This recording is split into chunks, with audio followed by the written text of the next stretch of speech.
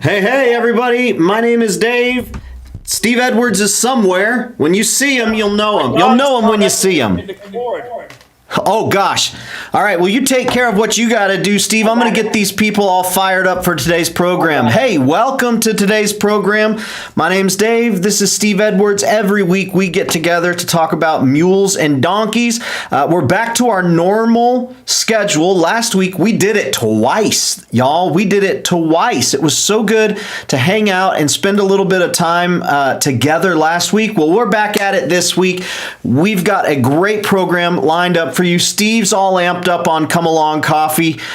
He's been getting contacted by our nation's brightest and proudest. He'll tell you about that. But Steve, it's been about a whole week here since we last got together. Of course, on Wednesday we did the Equitation Webinar, and I'm going to send a link for folks to be able to watch that. But how things been going since this time last week?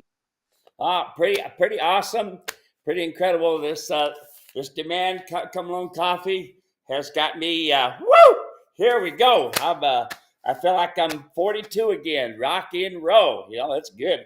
Also, I've been contacted by Mr. Trump and Mr. Musk, and I gotta.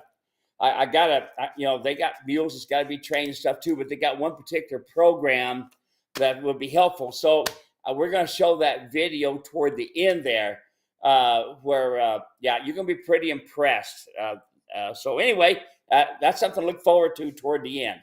Steve's real happy about that. Of course, Elon Musk and President Trump enlisting the brightest and the best in the equine community.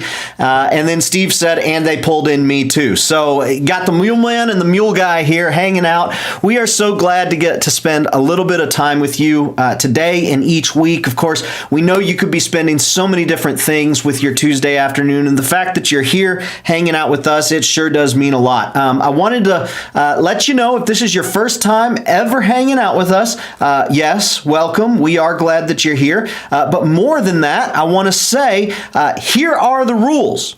Number one, the first rule is that you share your name, where you're watching from, and what the weather is like today. We want to say hello. We want to recognize you. We want to call you out and know that you are here. And I know that there's so many of you every single week who watch and don't say a whole lot. Well, this is your week to say something. It sure would be great to hear from you. It sure would be great to be able to say hello to you. The second thing is that you take the time to ask any and every mule or donkey question that you have. The great part about this program is today's questions don't end here. This program is going to be watched over and over and over and over again. Some of these live streams, they wind up getting streamed thousands. Some of them have even gotten streamed tens of thousands of times. Of course, after that, we take all of them, we chop them all up, and we put them on YouTube as well as individual videos. Some of those have even gotten streamed hundreds of thousands of times. Your question matters. Not only does it matter for you to get the answers today, but it matters for the person who is going to come behind you and be asking the exact same thing. So, ask any and every mule or donkey question that you got. We will tell you what has worked for Steve. Take it, run with it. If it works for you, do it. If it doesn't work for you, feel free to try something else. We're just going to share with you what has worked since 81 when Steve got even with old Jasper, right, Steve? Casper. I felt Casper on the tongue as I was saying it, and then I said Casper. Steve got even with old Casper, and we're going to tell you what he learned in the process. The last thing is that you share the broadcast with friends or family. Y'all do a great job with that. It's real easy to do. In the comment section, you can tag friends or family. Matter of fact, you can just click like, and that'll help the algorithms, or you can copy the link and send that to someone via text message. That would be great. First things first, we're going to say hello to Hannah, who says, Florida, 79 and cloudy. God bless America. Good to have you here, Hannah. Every single week, it's good. Crystal is watching from Bosal, Alabama. It is gloomy and rainy here, but I'm sure you are brightening things up, Crystal. You ain't going to let the gloom and the rain rain on your parade. It's good to have you here. Merlin is watching from northwest Minnesota, where it's 36 degrees and rainy. It's supposed to turn to snow with accumulation in 4 to 6 inches. It's coming, and it's coming fast, Merlin says. Sharon is watching from Cumberland, Virginia. Warming and cloudy. Mammoth Donkey rocks. Maybe we should get a shirt like that. Sharon, design a shirt that says Mammoth Donkey rocks. Wear it, send a picture, and we'll tell everybody about it. Dave is watching from East Texas, 70 degrees and beautiful. He's bragging a little bit there. Dathan is watching from Shelbyville, Tennessee, rainy and 66. Christina taking us international for the first time today. Snowy British Columbia, Canada. Pure misery. It's been a while. Well, hopefully coming back here and spending some time with us will make that misery a little bit easier there. And then Ivy is great. Ivy, thank you for your message. You sent it in. We're going to get to that today. Watching from New Sharon, Maine, 49 and sunny. Mild for a November day in Maine. Polly is watching from Barnesville, Minnesota, 40 and winter weather warning through tomorrow. It's coming, and it's coming fast, like Merlin said. Folks, if you missed last week's broadcast, last week's webinar all about equitation, oh, you sure did miss out, because it was a fantastic webinar. It was a full hour all about the basics of equitation and what you need to know. If anybody who was there is watching right now, they will tell you that it was just a great time to be together and talk about equitation. Steve, why don't you, I'm going to share a link. Why don't you give the folks maybe 30 seconds here and tell them what they missed and what they can expect to see when they watch the replay. Basically, folks, I have a very good friend who his name's Eitan. He's from Israel originally, and this guy is one absolutely awesome horseman. And he has started something called Western Dressage. And basically, he shows the moves and this sort of thing that you can do from a snaffle bit all the way up to higher up finish bit. He was actually at a trot side passing. Yeah, side passing at a trot. At a trot, turn on the forehand, turn on the hindquarters. And we also showed some others. Unfortunately, there's not people that have that type of a mule that would be, that qualified to do this stuff. But I just wanted to show this, to show you equitation basically means how you are communicating from your belt buckle down, how you communicate less with your hands and more with your legs. And that's kind of what it was. It's really, really super. There's no reason for us to attain what Eon had, I lost Eldon. That's not even it either. It'll come to me in a second. Anyway, we're not going to attain, what he can do with his horses, but I just wanted to show you all and tell you that you got a great animal, your donkey, your mule, and you don't need to be plow reining it. You don't need to be pulling on it. And you especially don't need to take it to some trainer and let him screw it up for you. So I put a link in the comment section. Y'all can go check that out. I highly recommend the equitation instructional video. We pulled some screenshots from that equitation video onto the webinar. You'll get to see that. It was really, really informational and educational for me, and I think you'll really enjoy it. But that's not all. But wait, folks, there's more. Hey, we are going to do another webinar, December 18th. We're going to be talking all about the fact that you are more qualified than you think you are to train that mule, to train that donkey. Steve, you talk to people all over the world, really, all throughout the year, who are saying, point me to a trainer who I can trust. And what do you tell them, Steve? I wish I could tell you a trainer that you could trust. I really do. The majority of them are horsemen, and they'll train on your mule. Or like in some of these so-called clinicians, mulemanship, they call it, which is basically another word for equitation. Okay, horsemanship, mulemanship. Anyway, they claim to be mule trainers, but all they are is horse trainers in a mule costume. The things that they do, the way they adjust their halter, the way they do their groundwork and this sort of thing is all horse stuff, okay? And I've got a lot of my clients that have called me up or sent me emails and this sort of thing in text saying, went to so-and-so's clinic, and I sure wouldn't advise anybody to go to it. Anyway, it's a shame. I like to see some of these young guys come out and do this stuff. It's frustrating. So my thing is, do it yourself, okay? The problem is the majority of these animals, when they come back, they don't know you. They don't know what this guy done because he's a horseman, and it's pretty tough, you know. So do it yourself. That way you can enjoy the run. Oh, but Steve, you know, I'm not much of a rider. I have some videos of 5 riders. 5 riders. It's called colt starting. 5 riders that had never been on a colt before, and they got on this colt. Got this? And they rode these colts. Okay, just using a simple process. Now, while we're talking about this colt thing, when they're 3 years old, they become a colt. So it's kind of like coming into being a teenager, all right? From being born until 3 years old, okay, it's got a completely different name. Do any of you know what that name is? We'll give them a little try there, Dave. Got a completely different name. Let's see what they say. I am learning just like everybody else here. Let's see if there's nothing coming through, Steve. I think you got people waiting on pins and needles. Well, we're going to have them wait a little bit longer. I've also got a little deal from Trump and Musk that that you guys is going to help some of your friends or maybe even some of you. Anyway, that's a whole story. Okay, so yeah, I'm going to hold you on in now. So what are they called from a year old until 3?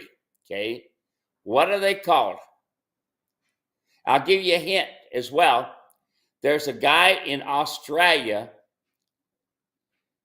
that has never trained mules before, never, has rode a few, and has had some already, quote, pre-trained, okay?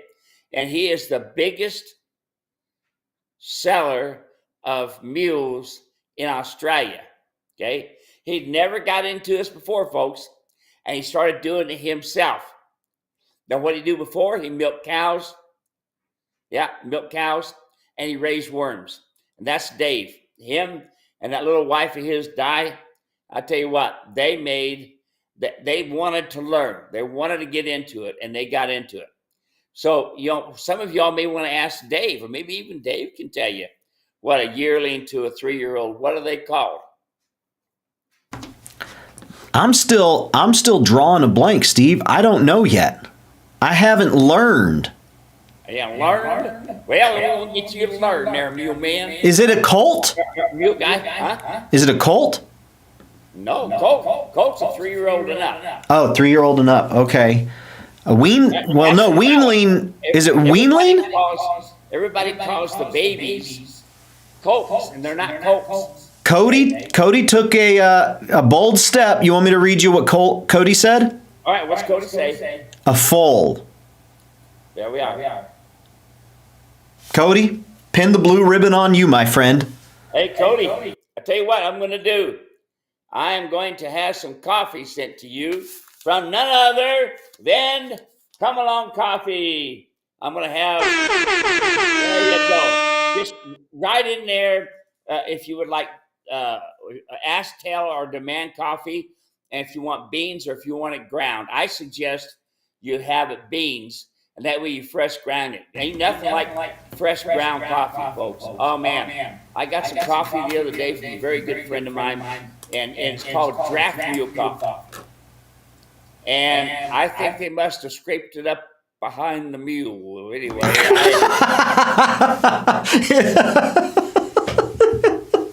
Behind Draft Mule Coffee. Yeah, them little apples, you grind them right up and put them through the coffee pot. Yes, sirree. Woo! No, once you've had this come along coffee, you will not want to go back anymore. It is worth it. It's the truth. It's the Yeah. truth. Your nephew says beans. Beans it is. Thanks. All right. My nephew. Says Cody Edwards. I do listen, Uncle Steve. Is that really? Is that Cody A there? full Uncle Steve. Well, how about that? That's my youngest brother's son. Right How there. about that? That's great. How fun. I know there's some other Codys out there, but well, that's great, Cody. Hey, welcome aboard. I will have it sent to you. Put the address down there and stuff, and I'll send you some bean coffee, you said, or brown? He said, Bean, Cody, send me a message, support@muleranch.com with the address, and we'll get it to Steve, and he'll get that out to you. That'll be great. Steve, there's one more thing happening in April. Let's talk about it at the end. I want folks to hang around because we're going to make an announcement at the end. It's going to be real good. Hey, I want to get to today's first question. This one came in from Ivy. So, Ivy, I told you we were going to get to it, and we are.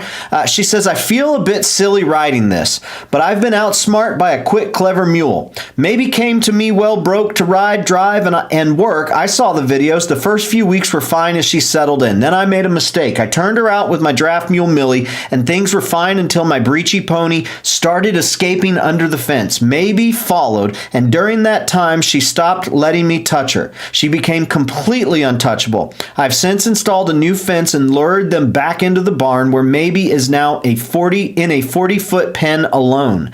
I've watched your videos. I've used the come along rope successfully with my donkey and Millie, but Maybe is ear shy. And if I approach her shoulder, she whirls and kicks. If she were a horse, I'd round pin her, but with Maybe, I feel like I'm making things worse.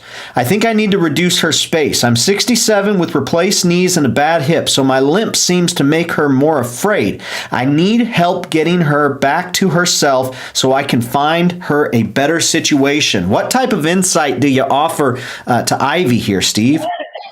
Okay, number one, folks, remember hearing me telling you, your mule does not need a pasture mate. And this is the perfect example.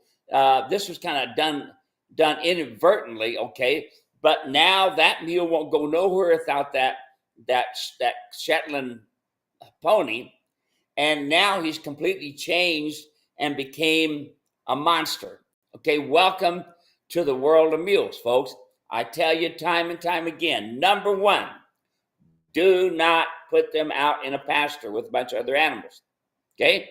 Matter of fact, none of your animals should be out on pasture unless you're going to butcher and eat them. Okay, that's for cows. We do not have enough work for them today. Today's mule, today's horse, we don't have enough work for them to put them out in a smorgasbord. Especially a mule, we can grass founder them, okay, really, really easy. They don't need it. They can get, it's horrible when they get grass founder. Here's the other thing. Put them in a 20 by 20 pen. They stay there. Okay, they stay there. What you are getting is the brunt of the punishment.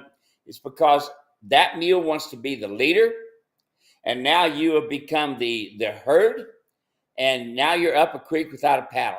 Okay, so you go back and listen to my videos.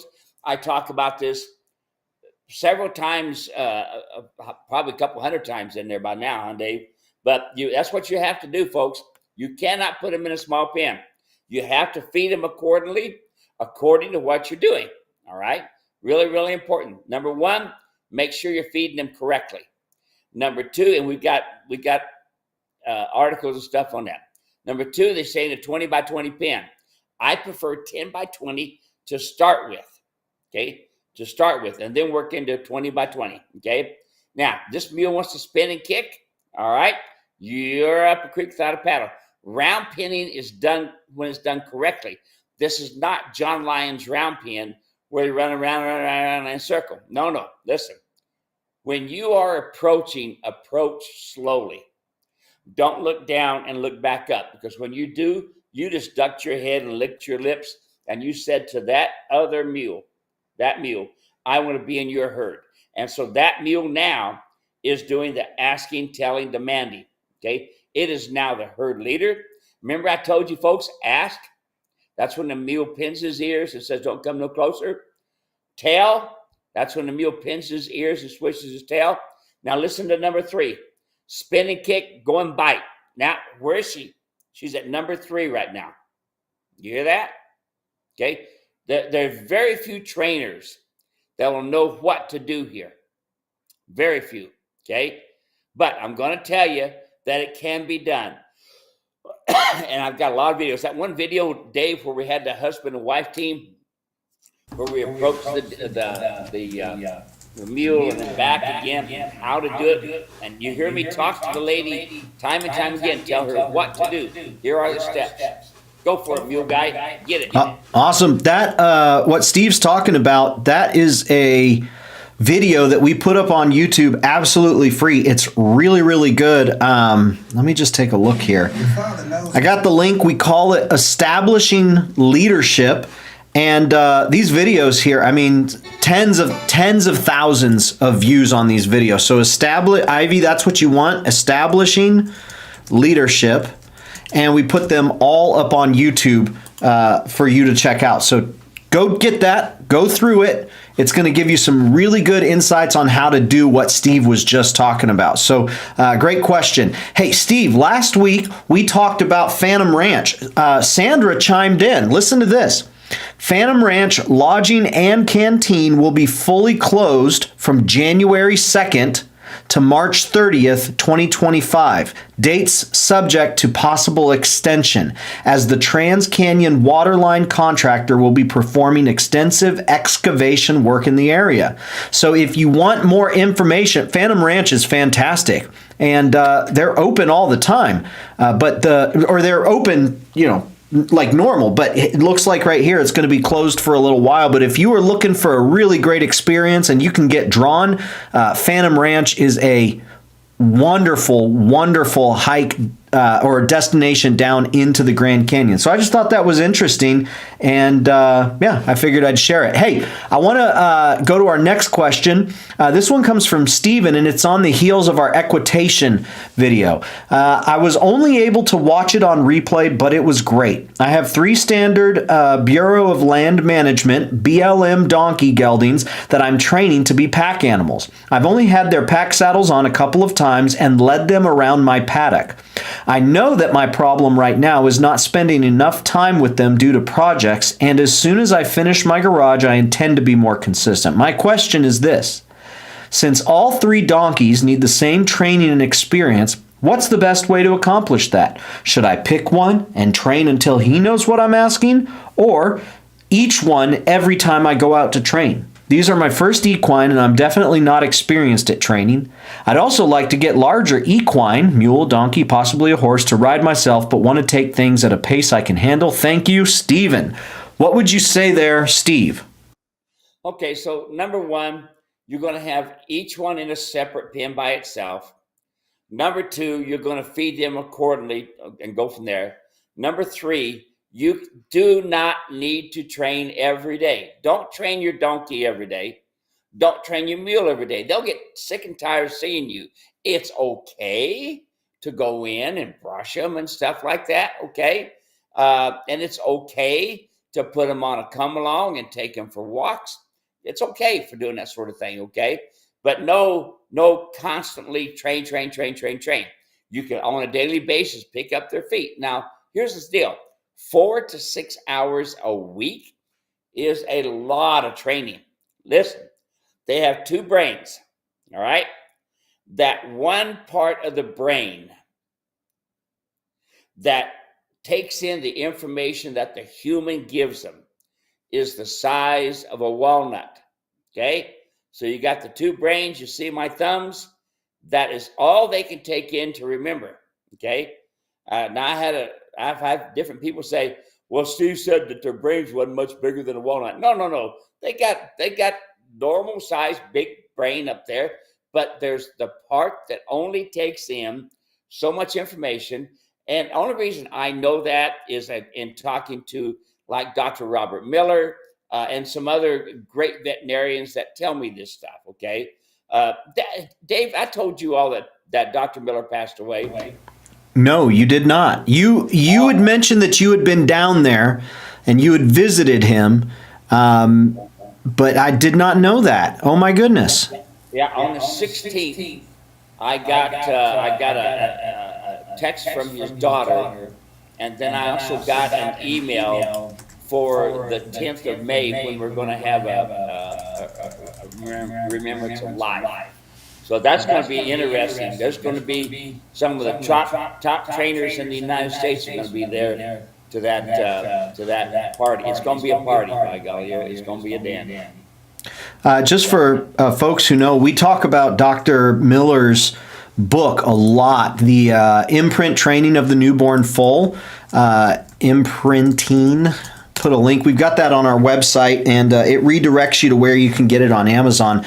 But just a book that we come back to over and over and over again, pointing people to. And so if you want to tap into the history and just the mark that Dr. Miller has left, this is a great place to start. So thanks for sharing that, Steve. I appreciate it. I'm glad that you can be present there when they remember him and celebrate his life. That's great. Let's see here. Continuing, Herschel is watching from Williamsburg, Missouri. Sunny and 68, a very nice day. David Pengelly, rain and more rain today in Manchester, Georgia. That's right. Hopefully it doesn't slow down the Come Along Coffee production. We have plans for the Come Along Coffee. Let's keep that production up there, Mr. Coffee by David. All right. Rory says, here's a question. My Molly is mid-teen. Oh, teens are tough. Teens are tough. Molly Mule. Okay. All right. I thought it was a daughter named Molly. Okay. Here's my question. My Molly is mid-teens and fairly slight build at 15 hands. I notice she walks with or without rider placing her legs so close together her knees touch. I notice her walking with or without rider, placing her legs so close together her knees touch. Steve, is this a concern? Is there anything to know about this? Is it actually the knees in the front, or is it the hocks in the back? Because it's pretty rare for one to have knees that close together for anything, any kind of equine. It's pretty rare. It's not something you'd really want when it comes to conformation, all right? But the back legs, it's not unusual to have them hawked. And that's why I tell everybody, okay? This is really important. You got your babies. Your number one thing to do is train them in a come along. The number two thing to do is pick up all four of their feet and make sure their feet are balanced. That keeps straight legs, okay? It's like keeping proper air in your tires, and it's like keeping your front end alignment done, okay? With that, you're going to wear tires correctly. Without it, you're going to wear your shoes, your mule shoes, incorrectly, okay? That's one of the downsides is people think that they don't have to shoe a mule. Well, yeah, you do too, because of the contraction. I've had a couple of my clients just recently, Dave, that said, I finally got it. I finally got the idea. Yes, they got good feet. They're not as good as the horse because of the donkey, but I got the idea that they need to be maintained because of the contraction. In other words, the back of the heel gets closer. And when the back of the heel gets closer, your frog becomes smaller. And, excuse me, yawning there. My goodness. Hey, you know what? You were talking. It happened to me just a couple seconds before that, and you must have sensed it. I must have sent it to you. Continue on there. The mule guy sends it to me. I need some more Come Along coffee. Oh. There you are. Ooh. Did you have anything else that you were going to say there, Steve? Well, that's basically it. You know, I mean, here's the deal, folks. You know, when it comes down to these animals, conformation is your second most important thing. Your number one thing is disposition. Conformation is number two. And here's the problem. The majority of these animals out there, their legs are crooked because they weren't taken care of when they were babies. They were, okay? And here's the other thing. The majority of these animals out there now, I'm not majority, but a big portion, has a different type of hip, and that's what makes the saddle, that's what changes the saddle and makes it go forward. So anyway, there you are, partner.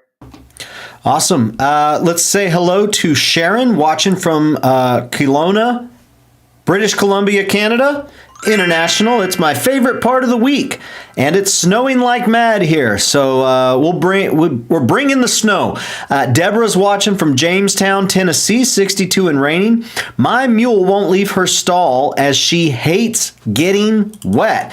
Is that pretty common? They just don't want to get wet?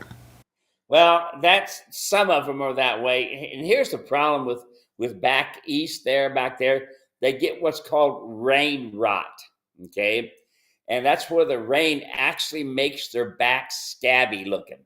It's called rain rot. A lot of it's from the sap coming off of the trees and things like this. But, once in a while, you'll have the odd mule or donkey. Next question. This one comes from Alberto. At what age do you recommend castrating mules? The day his testicles drop. Okay. Sooner you get them mules castrated, the better mule they're going to be. A John mule can flat be a handful when you wait a long time to have him castrated. But if both of his testicles are down, get them cut right away. And while you're at it, cut the wolf tooth out, the one up in the top. There'll be one on each side. And they, if your vet or who it is going to castrate, they know how to take a pocket knife, pull that thing out of there, and a pair of pliers and pull it. Of course, the vet's got kind of a fancy tool for it, but pretty easy to do. Awesome. So this one is right along the same question. This one comes from Curly. I rescued a Jenny and a Jack. They came from a bad situation. The Jenny is sweet as apple pie. Let's see. The Jack is another story. Today he finally kicked me as I was walking toward him. I feel bad because he's probably never been handled much. Let's see here. I'm worried about the farrier coming out. If he won't even let me pet him when offering treats, how will he be able to trim his hooves? I go out and sit with him, offering treats and play soothing music on my phone. He's not interested. This is our only second week together, and he doesn't have a trust in humans. He's starting to scare me. Even when I'm not coming for him, he just walks near him. He's threatening me.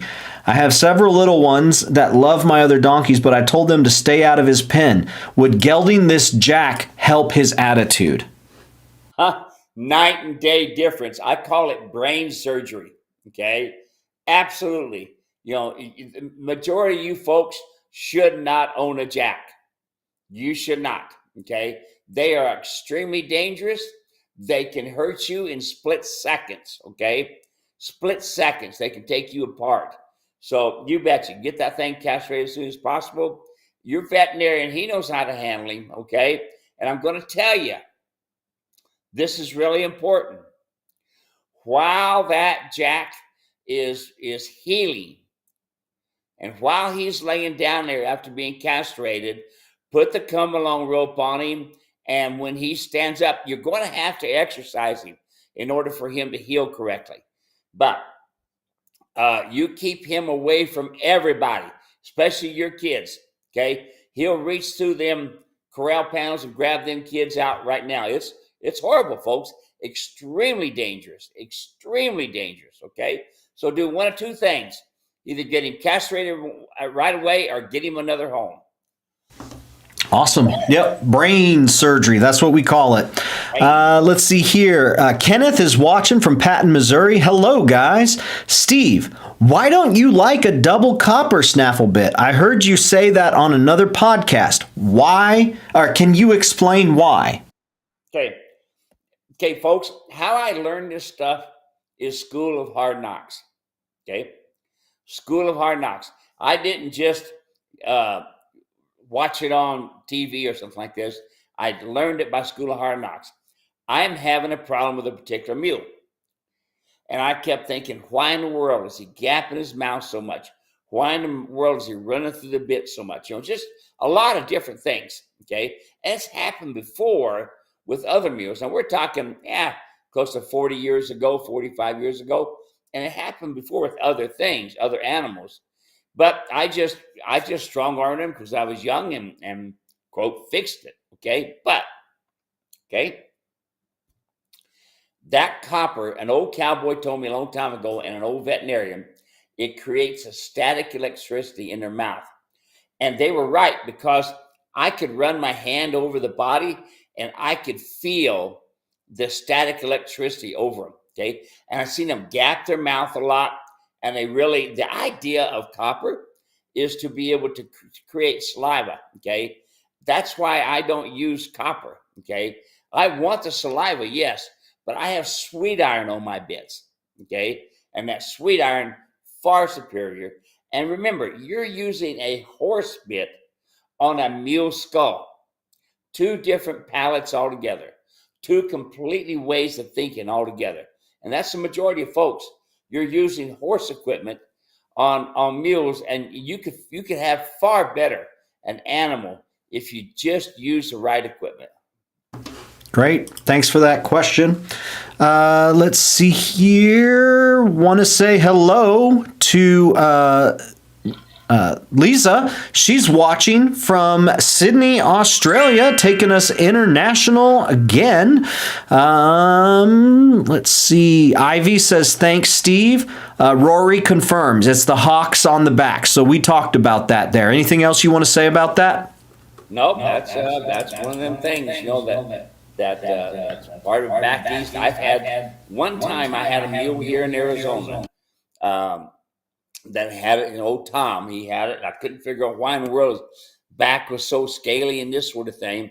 And it was rain rot. That sure was. But anyway, there's a couple different ways of doing it. I used olive oil. That was a great way to pour olive oil across it and rub it in. And that seemed to help a lot.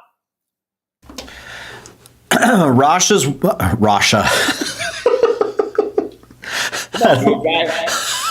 Marsha is watching. I tried to say watching and Marsha at the same time. Marsha is watching from Cloudy, Virginia, making pot pie and forgot about the time. Oh, she's trying to make us hungry. That's what she's trying to do.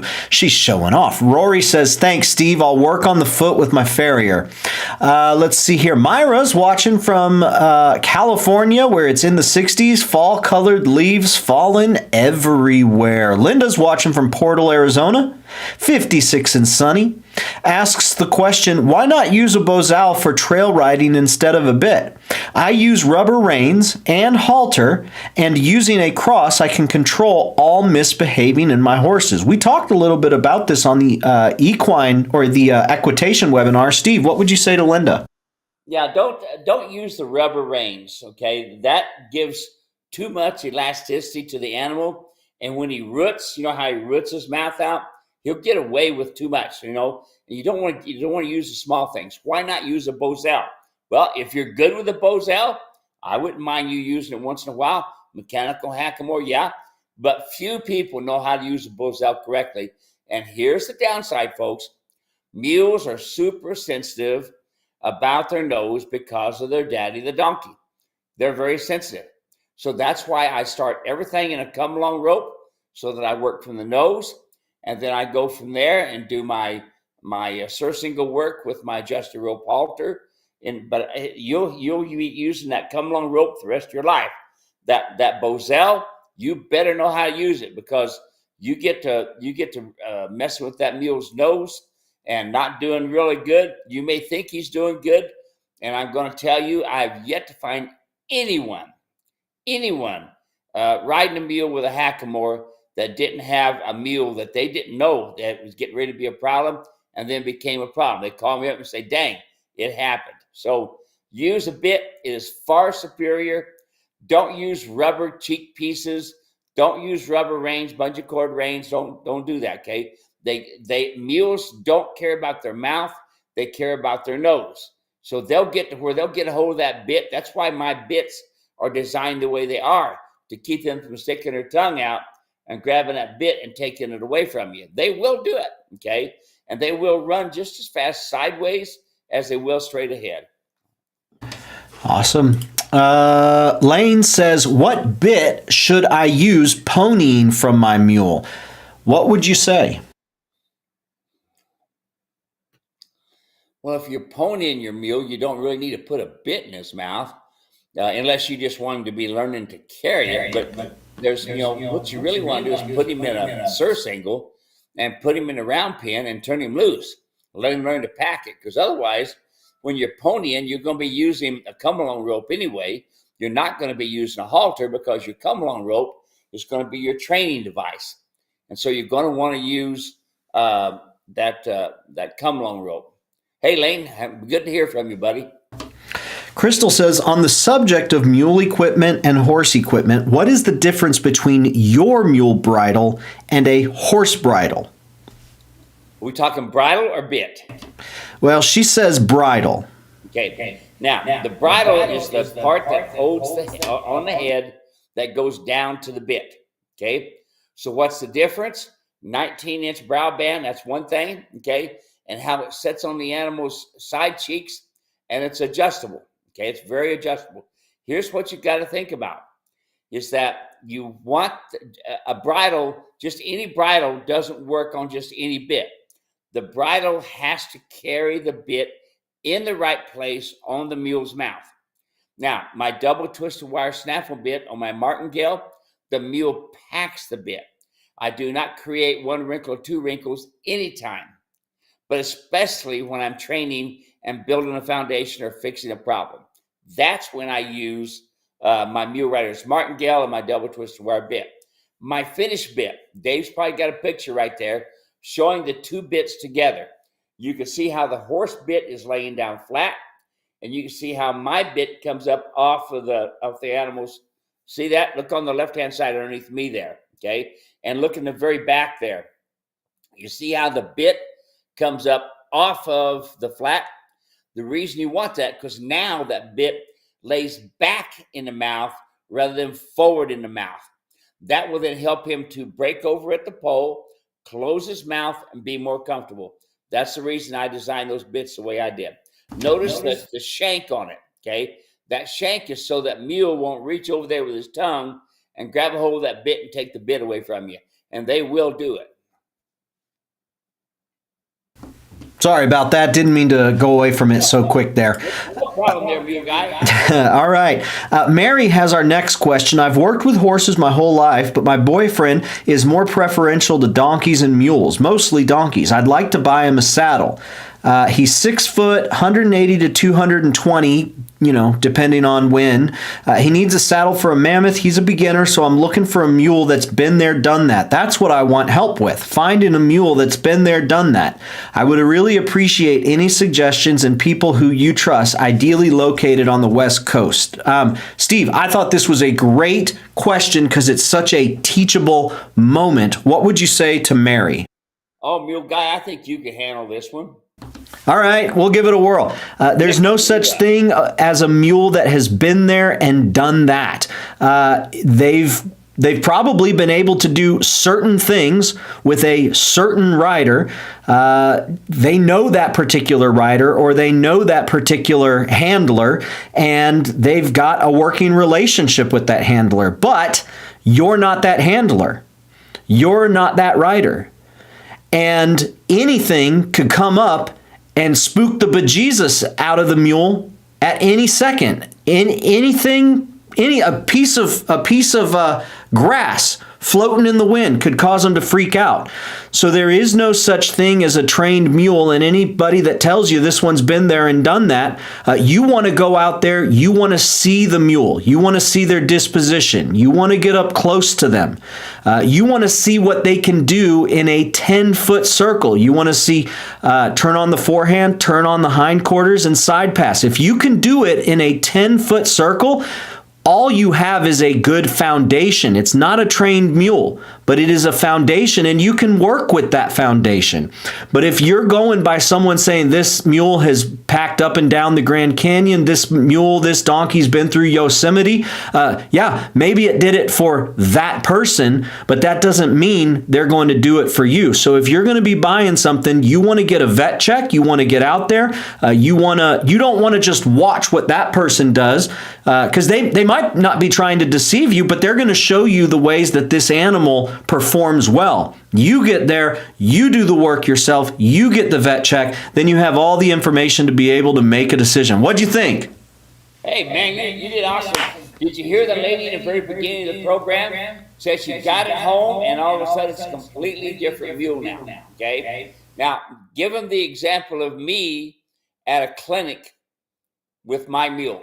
Yeah, so you'll get someone coming in. Wait, with your mule or with someone else's mule? Or both? My mule. Okay. I'm doing a demonstration. Okay, so you can correct me because I may not get this right, but Steve will go in. Steve will do exactly what I just said. You got Steve with his mule. Turn on the forehand. Turn on the hind quarter. Side pass. Back up. Everything. Oh, that mule is trained. And then you can pick anyone from out of the stand, say, come on in here. And put that come-along rope right in their hand, and that mule, you would think that that mule was as wild as the West ever was. That mule is not going to do the same thing because that mule doesn't know you, that mule doesn't understand you, that mule doesn't see you as the herd leader yet. That mule sees Steve as the herd leader. And so the exact opposite is true. Where you get a mule coming in there, Steve doesn't know the mule. Says this mule won't listen to me. This mule won't do anything. This mule is a piece of junk. And then all of a sudden, Steve steps in there and becomes the herd leader right off the bat and does the bare essentials for ground foundation training. And all of a sudden, you're like, oh, it's a trained mule. No.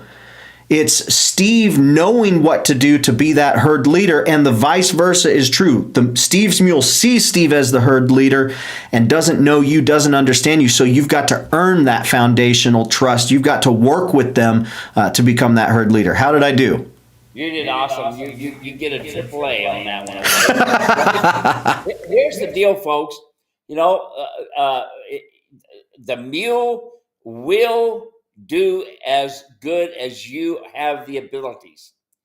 And I have had time and time again, I've had people at my clinics where I used to take mules, my own personal mules to the clinics. I don't do it anymore because I want to focus on you.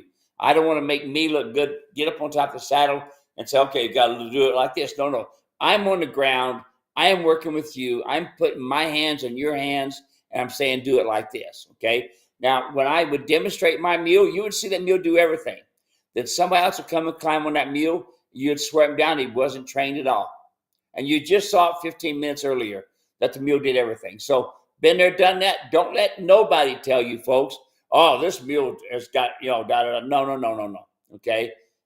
You take and you have that person show you that mule side pass, turn on the forehand, pick up all 4 feet. Easy to catch, things like that, then consider it. But I don't tell nobody, go to this particular guy to buy a mule, because unfortunately, most of it's dog and pony tricks. You go to some of these auctions, you get guys that fall off of these mules. They crawl between the legs, they stand up on top, crack a whip, dog and pony stuff, okay? Show me a foundational trained mule. Unfortunately, what happens is, folks, when you got a mule that has a good disposition, and everybody thinks he's trained because they kind of get around some things. Now, don't get me wrong. If you got a good foundation on a mule, and somebody shows you how to use that, then by golly, you're getting there. Okay, but no, I try to stay away from. I don't know the mule. I don't know the rider. So I try to stay away from. Go to this person to buy a mule. Yeah, and if when you do find a mule that you're considering, Steve's not going to tell you, yes, buy it, don't buy it. But if you do send a picture, Steve will tell you what he sees. He'll tell you what is apparent.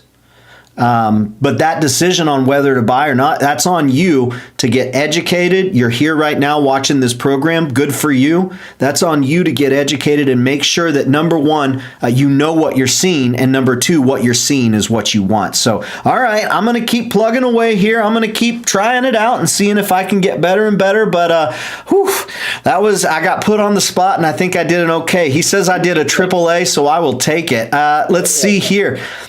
Jim is watching from Western Maryland, where it's 52 degrees and overcast. Lane says about the ponying, I'm riding my mule and ponying another.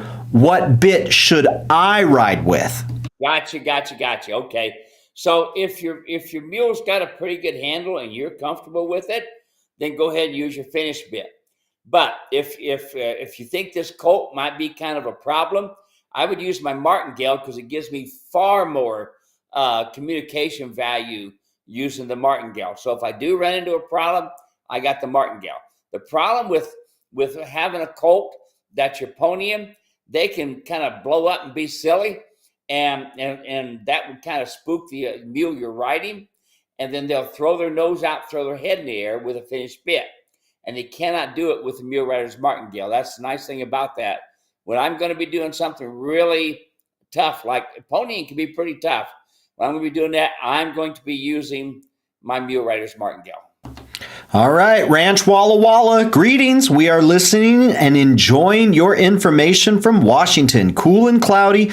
Jody and I ate listening in the house this time, so Rocky is not listening. He's going to have to count on you guys to get out there and convey all the information. They say thanks for all you do. It sure is good to hear from you guys. Thank you. Dave O'Brien giving me a nice pat on the back, says, great answer. Nice job, Dev. Thank you, Dave O'Brien. I received that, and I will claim it. Merlin says, for the lady with the mule that changed after she got home, I would check the feed to see what he is eating. Sounds like the feed may be too hot, i.e.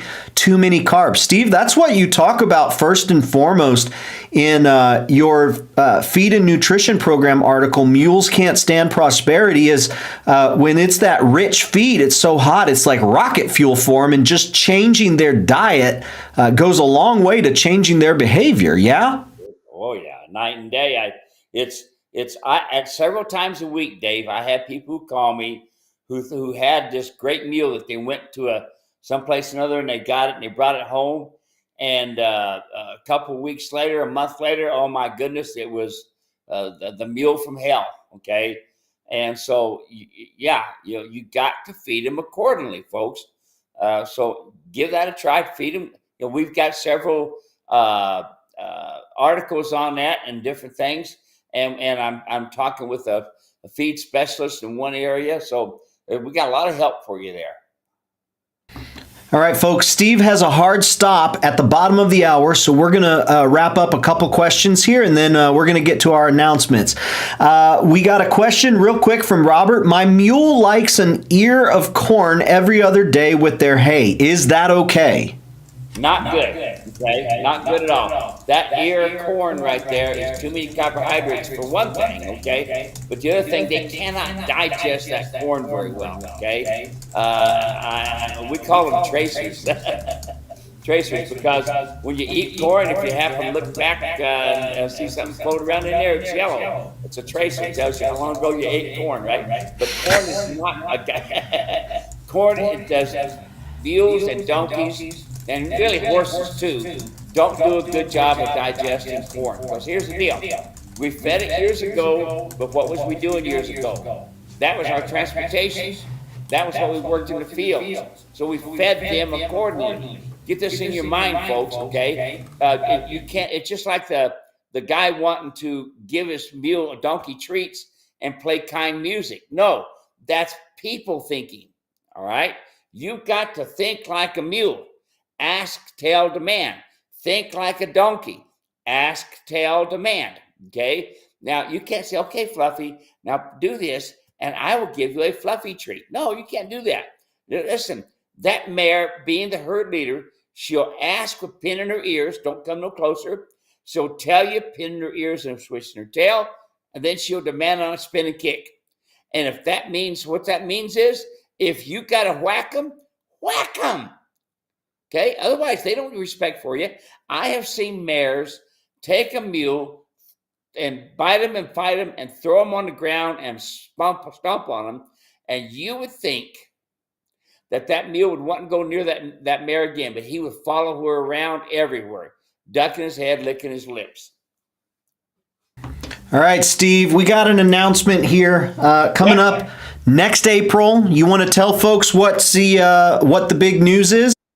All right, Columbia Mule Days, big deal in Tennessee, probably the biggest mule show on the East Coast. I have had different times where I've had invitations and have not been able to make it. But this one, this year, I am going to make it. I will be there. I will be doing demonstrations.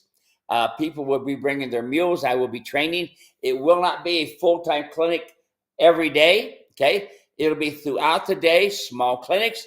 I'll have a big tent there, and that big tent will have my equipment in it. I'll be talking about mules and donkeys, and I want you all to come on over, okay? You got a mule or a donkey you're having a hard time fitting, bring that mule donkey, and I'll show you that my saddles will fit. I don't have a saddle that will fit. It will absolutely fit anything I put it on, anything, okay? So you got that mule or donkey you're having a hard time, don't bring your camel to me or your zebra because it won't fit them. We get folks asking 2 questions all year long. Number 1, can I come to your ranch and see all your tack? The answer is no. We do not have a public-facing storefront. The only time that you are able to interact with the tack and the saddles and, this sort of thing is when Steve is at or hosting a clinic. And right here, April 3rd through 6th, this is your opportunity. We're getting you the information nice and early because we want you to be able to go out there and get time with Steve, get time with his training, and if you want, get time with his tack and equipment as well. We'll talk more about this as more details come up, but we wanted to get this information to you ASAP. You can go to muleday.com, and that'll take you to the Columbia, Tennessee website. Steve, the other one, and this is our last thing, is you were contacted. You got some material. Why don't you tell us what we got here, and then we'll play the announcement. Well, I got a special thing here, folks. A lot of people are kind of upset for the new regime, having Trump there and Elon Musk and this sort of thing. And so my son sent me this special video to help people who are having a hard time with the election. So here's the video. Are you distraught after the recent presidential election? Here at Don't Cry Cryo, we understand your pain, and we're here to help. Our expert team of cryogenic care providers can cryogenically freeze you until the Trump presidency has ended. No more crying, no more anxiety attacks, just blissful sleep until Trump is gone. When you awaken from your slumber, we'll even have a party ready and waiting for you. It will be like his presidency never even happened. It was all just a bad dream. As an added bonus, you can choose the Vance add-on package. We'll extend your sleep for an additional 4 years at a 50% discount in the event J.D. Vance wins the next presidential election. Everything will be okay. We're here to take care of you in your time of need. So remember, don't cry, cryo.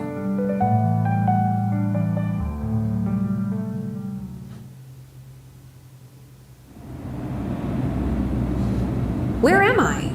Oh, please tell me it's over. Wait, something isn't right. This is your captain, Elon Musk. I want to be the first one to welcome you to Mars. Sorry, Donald Trump Jr. was just elected president, and he deported all Don't Cry Cryo customers to Mars. What the...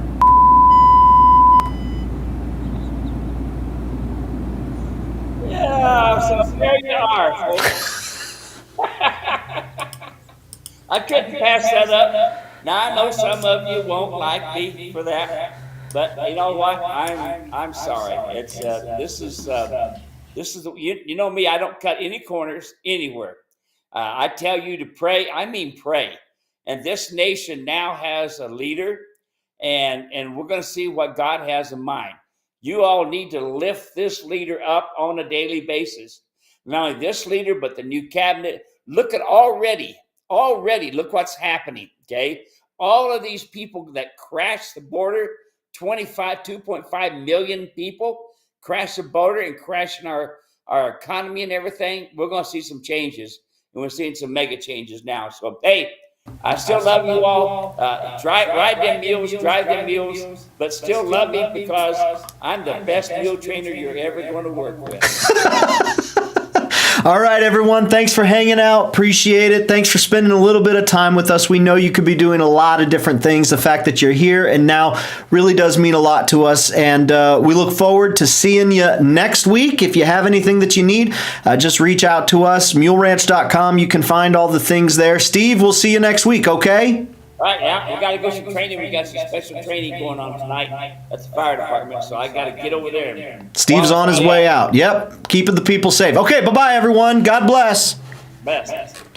Oh, where's my ending video? I can't find my ending video. All right. Bow, bow, bow, bow, bow, bow. Oh, here it is.